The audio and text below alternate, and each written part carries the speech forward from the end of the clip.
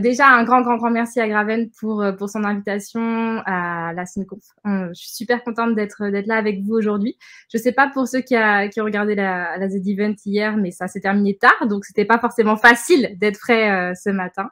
Je vais vous faire une présentation qui va avoir où je vais parler de beaucoup de topics. Je vais volontairement ne pas rentrer dans les sujets, parce qu'il y a des sujets qui sont très dans lesquels on pourrait passer des heures à discuter ou à débattre, mais je ne vais pas le faire là, puisqu'on n'a que 30 minutes ensemble. Donc, ce que je vous invite à faire, c'est n'hésitez pas à tout de suite prendre mes coordonnées ou directement venir me voir aussi sur le Discord de la SynConf. Vous pouvez taper Mélodie et retrouver mes données, et on pourra discuter plus amplement après la conférence si vous voulez.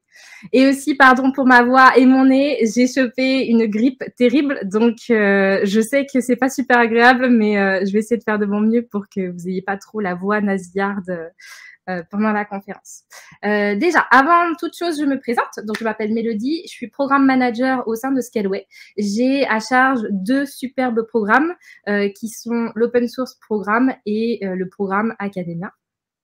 Avant toute chose, et pour ceux peut-être qui savent pas exactement qu'est-ce que c'est que Scaleway, je voulais juste vous contextualiser qui on est et pourquoi est-ce que c'est intéressant pour moi de vous parler un petit peu de l'avenir d'un développeur. En fin de compte, pour tout vous expliquer un petit peu l'histoire, en fait, chez Scaleway, on a commencé avec des serveurs dédiés qui étaient facturés à l'heure, et c'était dans les années 99, et c'était assez révolutionnaire pour l'époque. Et donc, on a continué en fait de développer nos produits autour des serveurs dédiés. On a décidé plus tard d'ouvrir nos propres data centers parce qu'on voulait vraiment hoster de manière complètement, comment on veut dire, à 100% nos produits. Et donc, on a ouvert nos premiers data centers sous la coupe du groupe Iliad Data Center, qui est le groupe Iliad et qui est représenté par Xavier Niel notamment, et Free. Et puis, un petit peu plus tard, on s'est mis au cloud public et on a lancé nos premiers produits et nos premiers maillons de cloud public. Donc, des produits que vous allez pouvoir peut-être, qui vont pouvoir vous dire comme quelque chose, qui sont assez trendy comme Kubernetes, comme les databases, comme tout ça. Je vais pas vous présenter tous les maillons du produit et de la chaîne, etc. Ce qui était intéressant, surtout pour vous, et ce que je voudrais vraiment que vous gardiez en tête, c'est que ce qui est intéressant avec Scaleway, c'est qu'on a essayé de ne pas sous-traiter certaines choses, par exemple de faire que du cloud public, mais de sous-traiter le data center. Non, on a décidé qu'en fait, la chaîne d'expertise devait aller du data center basique jusqu'au cloud public, en fait, sur lequel nos ingénieurs développent et font de la recherche sur des nouveaux produits, en fait, directement pour Scaleway. Voilà, donc ça, c'était les petites choses qui étaient intéressantes. Pour juste faire un petit peu de chiffres et vous contextualiser un petit peu dans le marché où est-ce qu'on se positionne, on a 150 000 serveurs physiques en production. On a 6 data centers, notamment 4 en France, en région parisienne. On arrive à quasiment 400 collaborateurs au sein de Scaleway. On est une entreprise qui s'appelle une hyperscale, ça veut dire que vous grandissez très rapidement et vous recrutez très rapidement. Notamment, la Covid aussi a beaucoup joué. La dématérialisation de certains services a beaucoup joué. On est présent dans 160 pays dans le monde et on a plus de 250 devs et DevOps ingénieurs. Gardez bien ce chiffre en tête parce qu'il va être intéressant. Là, vous allez me dire, bah oui, c'est bien, Mélodie, mais c'est vrai que les cloud providers, il y en a beaucoup. Je ne sais pas si dans le chat, vous voulez en citer quelques-uns que vous connaissez, qui vous viennent comme ça en tête. Mais c'est vrai que... un. Vas-y, je t'en prie. Non, juste si tu peux mettre en plein écran. Bah, le problème, c'est que si je mets en plein écran, je crois qu'on a... Normalement, on va bien voir, je crois. Tu me dis alors, ok. Je réalise la demande. Agrandissement. Vous voyez là ou pas? Ah, normalement, ça charge. Chargement. Ah, yes. On voit très bien. Bon, voilà, très bien. Je m'éclipse. Bon, j'ai plus accès au chat, donc si Lorenzo, tu veux me dire si dans le chat, il y a des gens qui avaient eu des idées ou pas de cloud provider, d'exemple? Non, il est reparti. Bon, ok. Du coup, en effet, on n'est pas le seul cloud provider et la question va être, bah, d'accord, mais comment est-ce que vous vous différenciez? Alors, c'est une très bonne question. On va essayer de se différencier sur plusieurs sujets. Le sujet numéro 1 dont j'aimerais vous parler, c'est qu'on essaye en tout cas de penser à l'impact énergétique du cloud de manière générale. Pour pouvoir maîtriser l'impact énergétique d'un cloud, il faut d'abord revenir à la source même de la chose, c'est-à-dire revenir sur le data center, puisque c'est le data center qui va être ensuite, qui va générer vachement d'énergie. On a essayé de faire quelque chose de logique et de cohérent, c'est-à-dire de pas forcément diminuer que, par exemple, notre impact autour de l'électricité, mais on a essayé de réduire également notre impact autour de l'eau, autour de l'économie circulaire, etc. Pour vous donner un exemple concret, dans les data centers, comment ça se passe aujourd'hui chez nos concurrents, il va y avoir une machine qui va tomber en panne. Vous savez, ça fait des racks comme ça dans les data centers. Vous avez un des serveurs qui va tomber en panne. Généralement, chez les data centers habituels, et même nous, ce qu'on faisait avant, c'est qu'on libère le serveur, on le jette et on en met tout de suite un niveau. Parce qu'il faut qu'il n'y ait jamais cette interruption de production, il faut aller vite. C'est des services qui doivent tourner en continu. Et donc, c'était pas évident. C'était pas évident dans le terme où on fait beaucoup de pertes. Et donc, qu'est-ce qu'on a décidé de faire? On a décidé de récupérer le serveur, ok, d'accord, mais de pas le jeter, d'essayer de le réparer. Donc, on a des techniciens qui sont là à plein temps pour essayer de réparer les machines et remplacer, par exemple, je vous dis n'importe quoi, mais ça peut être quelque chose qui est cassé dans le serveur, on le remplace. Et ensuite, la pièce qui ne fonctionne plus, essayer de trouver comment la recycler. Donc, généralement, on doit la broyer et puis ensuite, elle va être dépecée pour récupérer l'alu, récupérer le cuivre, etc. Et ensuite, essayer de trier d'une manière sélective tout ça. C'est beaucoup de travail, c'est pas évident, mais au moins, ça s'inscrit dans un schéma de cohérence autour des data centers. Je vais revenir sur cette slide juste avant. Avant ça, je voulais passer à cette slide-là aussi pour vous expliquer que, aussi dans le data center, je ne sais pas si vous aviez vu pour les journées du patrimoine, on avait ouvert l'un de nos data centers qui s'appelle DC5, qui est situé à Saint-Ouen-l'Aumône, et on a décidé de changer complètement le système de refroidissement d'un de nos data centers, c'est-à-dire qu'il ne fonctionne plus du tout avec de la climatisation, ce qui est pas forcément évident, et il fonctionne avec de l'adiabatique. L'adiabatique, c'est un système physique, en fait, très, très basique, qui fait que, par exemple, quand vous allez sortir de l'eau d'une piscine ou quand vous êtes allé vous baigner, vous allez ressentir sur votre peau une sorte de refroidissement. C'est en fait le procédé physique simple de l'eau qui va venir absorber des calories de chaleur qui peuvent être sur votre corps, etc. Je ne vais pas détailler plus que ça, tout ça. Je pourrais vous en parler pendant des heures, mais on n'est pas là pour ça. C'était juste pour vous expliquer un petit peu les procédés de différenciation. On se différencie également en étant européen, en étant français, et on est cofondateur de Gaia X, et notamment on s'inscrit dans la législation européenne et française qui inclut le RGPD. C'est super important, je vais revenir là-dessus, sur ce sujet. Alors, ce dont je voulais vous parler aujourd'hui, et dans le chat, vous pouvez vraiment dire si vous n'êtes pas d'accord, si ce que je dis, vous n'êtes pas forcément aligné avec tout ça. Nous, c'est vraiment un constat qu'on a fait parce qu'on essaye de recruter, comme je vous ai dit, on a recruté quand même beaucoup de développeurs. Et il y a un gap, en fait, entre le marché de l'emploi et les formations que les écoles peuvent proposer aujourd'hui. Le marché de l'emploi, qu'est-ce qu'il y a? Il est super exigeant. Il y a un espèce de fossé qui est en train de se créer entre les recruteurs et les devs. De manière générale, les devs manquent de cas pratiques, des vrais cas pratiques sur lesquels ils vont être confrontés 2 ans après l'école ou après leur diplôme. Et ce qui fait que les entreprises sont de plus en plus réfractaires à vouloir recruter des devs qui ont moins de 3 ans d'expérience ou qui n'ont pas un petit peu roulé leur boss dans des entreprises propres.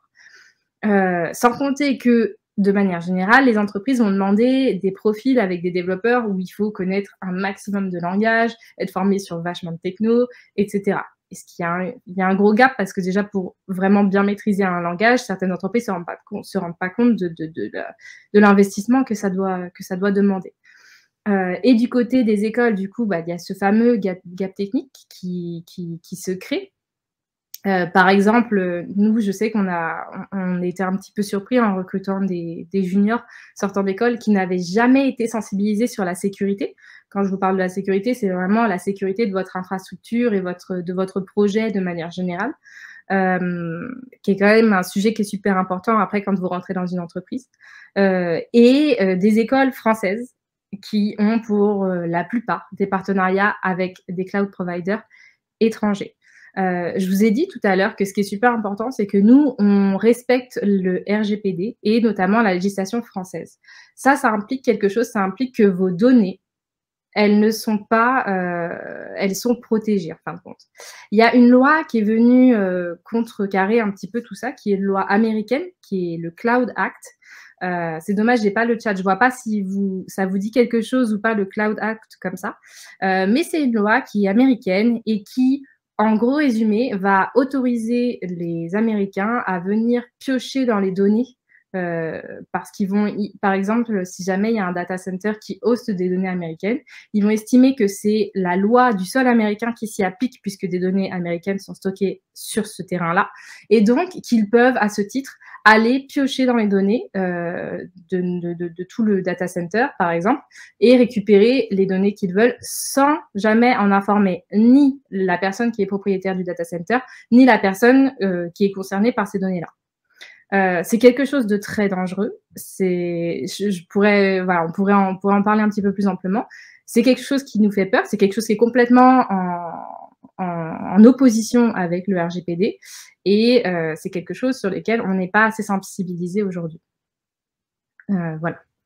Donc, également, le métier du développeur, et je pense que c'est un métier où on ne se rend pas compte. Alors, il y a un petit peu cette sensation de métier en sursis dans tous les métiers, c'est-à-dire que le fait qu'il y ait un apprentissage continu, qu'il ne faut jamais rester sur ses basiques, le fait d'avoir un diplôme ne vous permet pas forcément de rester à la pointe de la technologie, sachant que les technologies évoluent hyper vite, que ce soit les frameworks, les méthodes, etc. Il faut toujours rester en veille et en écoute et comme voilà, participer à ce genre de conférences aussi qui vous permet d'apprendre plein d'autres choses sur d'autres conférences qui vont être présentées sur ces 3 jours. Ça fait que généralement, il y a dans les premiers instants où le développeur va être recruté par les entreprises, en fait, vous allez arriver dans une entreprise, vous allez être super hypé, vous allez vouloir faire vos preuves. Il va falloir vous adapter à de nouvelles équipes, de nouvelles technos, parce que ce sont les technos de l'entreprise, des cas pratiques sur lesquels vous n'avez pas été forcément assez entraîné et sur lesquels vous n'êtes pas forcément assez à l'aise, mais également le fait que du coup, vous allez vous sentir petit à petit démotivé. Alors, ça, c'est quelque chose qu'on a remarqué. Ça commence sur les 3 premiers mois, en fin de compte, du recrutement du développeur, ce qui fait qu'il y a beaucoup de turnover dans les entreprises et beaucoup de devs qui, au bout de 3 mois, abandonnent et lâchent l'affaire. Pour essayer, nous, de compenser un petit peu ce souci-là dans les entreprises, essayer d'accompagner au mieux les développeurs, parce que nous, on est vraiment côté entreprise et on voit ça arriver. On s'est dit qu'on allait essayer de soutenir les écoles du mieux qu'on pouvait et recruter des juniors, mais continuer à les former. Alors, je vais vous parler donc du programme Academia que je gère donc. En gros résumé, qu'est-ce que j'essaye de faire avec le programme Academia? J'essaye de contacter des écoles et des professeurs pour essayer de nouer des partenariats et surtout pouvoir faire directement dans les entreprises des cas pratiques d'usage, c'est-à-dire soit des démonstrations, soit des tutos, soit des workshops, soit des conférences, le tout sur des cas pratiques vraiment que, par exemple, nos clients et nos entreprises ou les entreprises avec qui on est partenaire ont déjà fait face. On essaye aussi de sensibiliser à fond sur la sécurité, le lock-in, qui est un sujet d'ailleurs sur lequel on fait des conférences pour expliquer en fait qu'est-ce que c'est que le lock-in, qu'est-ce que ça veut dire et comment est-ce qu'on s'en prémunit. Les avantages et les désavantages du multi-cloud, dans quel moment est-ce que vous allez, si vous devez gérer une infra chez un client et une architecture, quels sont les meilleurs choix à faire. La souveraineté également des données, comme je vous ai dit tout à l'heure avec le RGPD, les lois, etc. Qu'est-ce que ça implique, qu'est-ce que ça n'implique pas. On fait aussi beaucoup d'entraînement sur notre écosystème cloud avec nos produits. Ce sont des crédits qu'on donne gratuitement aux étudiants pour qu'ils puissent s'entraîner sur nos produits. Et on essaye à chaque fois que ce soit hyper vendor neutral, de sorte à promouvoir des technologies qui nous ressemblent comme Kubernetes, Terraform, etc. En gros résumé, pour que vous ayez un petit peu les valeurs en tête, on essaye vraiment de donner ces connaissances-là au plus grand nombre. Nos collaborateurs sont très souvent, pour la plupart des profs, dans plusieurs écoles. On essaye de donner des vraies compétences. On essaye de sensibiliser sur le no lock-in. Évidemment, on est hyper sensible à l'open source et on essaye de faire en sorte que ce soit super divertissant avec l'humour qu'on a. Hein, ça dépend des intervenants à chaque fois, mais on essaye en tout cas de mettre un peu de fun dans l'apprentissage et tout ça. On a pensé aussi à une autre initiative qui est, elle, un petit peu plus personnelle à Scaleway, puisqu'elle va rentrer dans le process où vous êtes en recherche d'emploi et peut-être vous voulez rentrer chez Scaleway. Donc, je vais en parler très rapidement, mais c'est le Cloud Builder Launchpad qui a été fait et qui a été créé par l'un de nos formateurs chez Scaleway et qui voulait accompagner en fait les nouveaux collaborateurs qui étaient juniors, qui sortaient d'école et où il y a ce fameux gap où parfois les managers, même des devs, n'avaient pas beaucoup de temps en fait à pouvoir attribuer à la formation des développeurs juniors. Donc, qu'est-ce que c'est? On a décidé de faire le Cloud Builder Launchpad. Qu'est-ce que c'est? C'est une promotion de 10 personnes qui vont être en formation pendant 4 mois. Cette formation-là va se renouveler tous les 4 mois. Et on va essayer on ne recrute que 10 personnes. Pourquoi? Parce qu'on veut à tout prix que ce soit des petites promotions, mais qu'à la fin, elles soient super bien formées et qu'on ait eu le temps de vraiment bien les former. Si jamais c'était des promotions de 30 ou quoi que ce soit, on n'aurait pas la même qualité de formation et d'écoute. Alors, comment est-ce que ça se passe? Il y a 60% du temps qui est géré pour que vous soyez en formation directe avec soit des collaborateurs, des professeurs qui connaissent super bien les technologies, la sécurité, tout ça, tous ces sujets-là. Et également, après, 40% où tout ce que vous avez appris, vous allez devoir tout de suite les appliquer sur du terrain, en sachant que nous, on a un bac à sable géant avec un écosystème de produits qui va de l'intelligence artificielle à des instances, à du serveur dédié. Donc, il y a de quoi s'amuser, quoi. Il y a vraiment de quoi s'amuser. Et pendant 4 mois, donc, vous allez apprendre à travailler en équipe agile. Qu'est-ce que ça signifie concrètement? Comprendre les architectures de cloud, découvrir l'écosystème Scaleway, évidemment, travailler avec du legacy code, pratiquer le continuous delivery. Qu'est-ce que ça veut dire? Comment ça s'implique? Et apprendre aussi à tester et à documenter. Quelque chose qui est super important, garder une traçabilité sur ce que vous allez pouvoir faire parce qu'elle peut être utile pour des personnes plus tard ou pour vous-même un petit peu plus tard. Le résultat, c'est que le day one le moment où vous allez sortir donc de ces 4 mois de formation et que vous allez commencer votre CDI à notre côté, vous allez être super productif et vous allez vous sentir plus à l'aise puisque vous connaîtrez déjà à peu près toutes les manières de fonctionner d'une entreprise tech et vous serez plus à l'aise pour fonctionner au sein de l'équipe, etc. Donc voilà, vous vous souvenez de la courbe de tout à l'heure où vraiment il y avait une démotivation. C'est vraiment ce qu'on essaye de faire. Pour l'instant, on a lancé ça en septembre.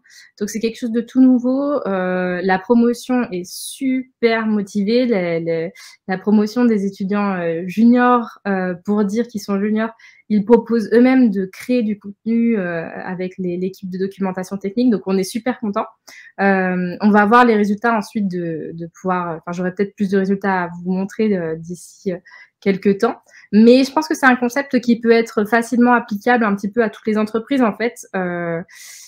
À partir du moment où on a les moyens, on a le temps, je pense que c'est quelque chose d'assez intéressant, surtout sur les postes de dev qui demandent vraiment une adaptabilité à toute épreuve et un accompagnement un peu plus important dans le poste.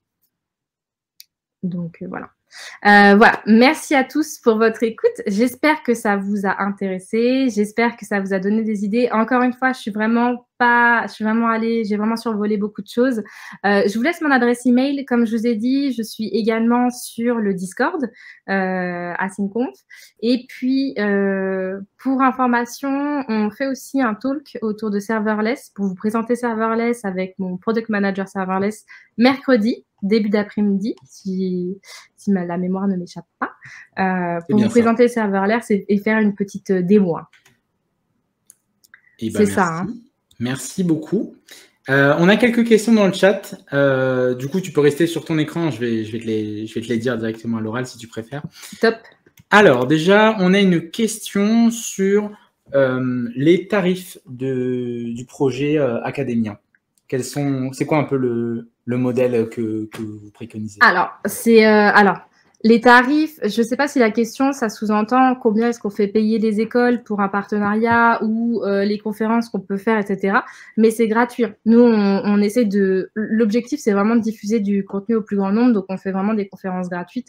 On est encore allé, vous voyez, en Espagne la semaine dernière pour sensibiliser les étudiants, des jeunes étudiants au cloud, au développement, etc. Tout ça, c'est gratuit. Même souvent, on paye des pizzas. Donc, c'est pour vous dire à quel point on a vraiment une volonté de faire quelque chose de, voilà, qui vient du cœur, quoi. Une question de Pierre Minigio. Comment utiliser l'eau dans un data center vu que ça parlait d'économie d'eau? Je me demandais pourquoi un data center aurait besoin d'eau. Alors, très intéressant. C'est parce que nous, alors, pas tous nos data centers, mais en tout cas, DC5 fonctionne sous un système adiabatique. Le système adiabatique, ça consomme de l'eau. Donc, c'est-à-dire qu'il faut vous imaginer, en fait, c'est des médias de cellulose. Donc, c'est vraiment des médias quasiment de papier dans lesquels nous, on va faire mettre de l'eau qui a été hyper purifiée parce qu'il faut que l'eau, elle soit super traitée et qu'elle ait rien ni de calcaire ni rien. Et on va faire venir, nous, l'air chaud dans ces médias-là et elle va ressortir avec 10 degrés en moins.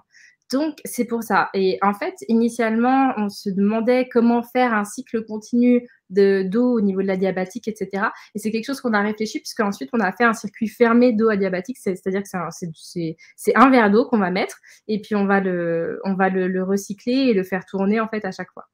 Donc c'est pour ça. Et pourquoi l'eau également? Parce que la climatisation, ça utilise énormément d'eau. Merci. Une question de Sikursen. Prenez-vous des étudiants en stage dans vos pôles à l'étranger? Alors, on n'a pas particulièrement de pôle à l'étranger. Pour l'instant, les deux seuls campus de travail qu'on a sont situés à Lille et à Paris. Par contre, oui, on prend des gens en stage, des gens en alternance. Et puis, comme tu as vu, on prend aussi des juniors. Donc, vraiment, si tu as envie de candidater, s'il y a un poste qui pourrait t'intéresser, je pense que je peux mettre d'ailleurs le lien, je sais pas, de recrutement. Je sais que mes recruteuses vont venir d'ailleurs vous voir pendant l'initiative de CV, mais je sais pas si Graven, tu m'autorises à laisser le lien de recrutement. Alors, on a ouvert un salon, un fil public juste sur le Discord. Donc, quand vous allez sur le Discord qui est dans la description, vous avez un salon avec Scalaway Academia.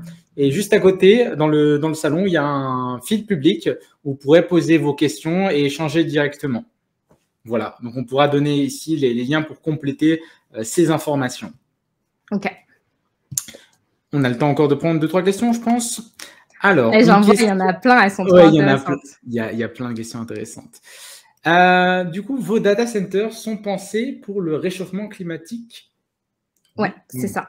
En fait, pour tout vous dire en toute transparence, c'est notre président qui s'appelle Arnaud de Birmingham qui est hyper sensible à la cause du réchauffement climatique et qui a décidé de passer 5 ans à faire de la recherche et développement dans son coin avec les directeurs de data center pour innover et faire un data center qui consomme quasiment rien en termes énergétiques, etc. C'est venu de plusieurs frustrations. C'est venu aussi d'une frustration parce qu'on a un data center qui est dans le 15e arrondissement aujourd'hui et qui est proche notamment de logements et de piscines qui sont publics, logements sociaux et piscines publiques. Et on avait demandé à la mairie de pouvoir faire en sorte que, par exemple, la chaleur qui est générée par notre data center aille directement chauffer, par exemple, soit les habitations ou soit au moins la piscine. Et ça ne s'était pas fait à cause de la mairie, à cause de beaucoup de procédures, à cause de l'administration, à cause de la préfecture. Et ce qui est bête parce que c'est de la chaleur perdue, hein, c'est de la chaleur qu'on peut vraiment récupérer pour faire quelque chose. Et donc on a décidé de penser autrement. Et voilà, et c'est comme ça qu'est né en fait le data center écolo, on va dire, entre gros guillemets. Une question de Gabi. Quels sont les produits phares de Scalaway et c'est quoi la différence avec AWS, Azure ou GCP par exemple? Alors, déjà, il faut comprendre que le marché du cloud français. On a de la chance d'être plusieurs même cloud providers en France. C'est pas le cas dans les autres pays de l'Union européenne, hein. Il n'y a pas beaucoup de pays qui ont leur propre cloud ou leur propre fournisseur de cloud en Europe. Là, ce que tu as présenté, ce sont des cloud providers américains. Donc, comme j'ai dit un petit peu avant, il y a toute cette histoire un petit peu légale, toute cette histoire de données, de protection, de souveraineté, de beaucoup de choses. Mais si je dois vraiment te parler purement produit, ils ont une avance qui est quand même considérable sur le marché du cloud public, notamment parce qu'ils étaient en avance, ils ont bien 15 ans d'avance par rapport à nous. Mais l'avance est en train de se creuser un petit peu. Notamment, on essaye de développer des produits qui sont complètement novateurs sur le produit. Je ne sais pas si vous avez entendu parler notamment du Mac Mini M1 qu'on a fait, qui est disponible à distance. On a été l'un des premiers à pouvoir le faire sur le marché en fait du cloud. Et ça, c'est parce qu'il y a une petite poignée d'ingénieurs qui est chez Scaleway et qui croyaient dur comme fer et qui ont décidé de bosser dessus pendant plusieurs moments. Donc on a ça, on a également le multi-Kubernetes aussi, qui est sorti il n'y a pas très longtemps. Donc voilà, c'est des petits produits qui vont faire un petit peu la valeur ajoutée et on essaie de continuer l'innovation et le développement de ce côté-là pour faire de plus en plus, pour rattraper en fait ce gap de retard technique qu'on a pu acquérir et qui font que les géants que tu cites là sont les géants du marché du cloud, il faut le dire. Ok, et une dernière question, comment choisirez-vous les 10 personnes pour la formation au hasard? Attends. Attends, si je choisis au hasard. Alors, déjà, pour choisir les 10 personnes, il faut que vous sachiez qu'on veut vraiment une parité dans chaque formation. Donc là, on a recruté 5 gars et 5 filles. Ça a été super dur de recruter des filles. Il y a un gros souci côté dev, du côté des nanas. Il faut leur donner plus confiance, etc. Et donc voilà, c'est les seuls critères en fait que je vais pouvoir te dire pour l'instant. Par contre, ce qui est sûr, c'est que avant d'être recruté dans ce genre de petite promotion, il y a aussi vous allez avoir pas mal de tests pas forcément techniques, puisque de toute façon, l'objectif, c'est de vous former, mais plutôt de savoir-être, c'est-à-dire toutes les soft skills que vous allez pouvoir développer pour pouvoir bien travailler en équipe et être le plus à l'aise possible ensuite pour travailler avec nos équipes. C'est super important pour nous parce que si vous n'avez pas la même mentalité ou le même mindset, c'est quelque chose qui va être peut-être difficile pour vous après d'appréhender dans vos missions et au quotidien dans les équipes. Voilà. Et une dernière question, mais est-ce que ça vous a coûté plus cher de créer un data center pensé pour le climat que si vous avez créé un simple data center? Ça coûte plus cher en termes de risque parce que la création d'un data center est énorme, colossale. Le fait de le tester pendant 5 ans sans qu'il soit public, c'est-à-dire que c'était pas du tout public, hein. On mettait nos données à nous, on mettait quelques-uns de nos produits et on attendait et on priait. On a vu les premières canicules arriver, notamment pendant les 2 dernières années. On a eu un incendie aussi d'un de nos cooks, enfin un voisin en fait qui faisait lui des tests chimiques, je crois, sur du parfum ou quelque chose comme ça. Il a eu un gros incendie pendant cette canicule-là. Et je peux vous dire qu'on n'en menait pas large et qu'on croisait les doigts pour que ça fonctionne bien. Et en fin de compte, quand on se rend compte que ça fonctionne super bien, c'est plus le coût du risque que le coût du développement. Bien sûr, ça coûte plus cher parce que pendant 5 ans, ça veut dire que vous avez un data center qui, en fin de compte, ne fonctionne pas. Donc, c'est plus le coût de la recherche, du risque et du développement.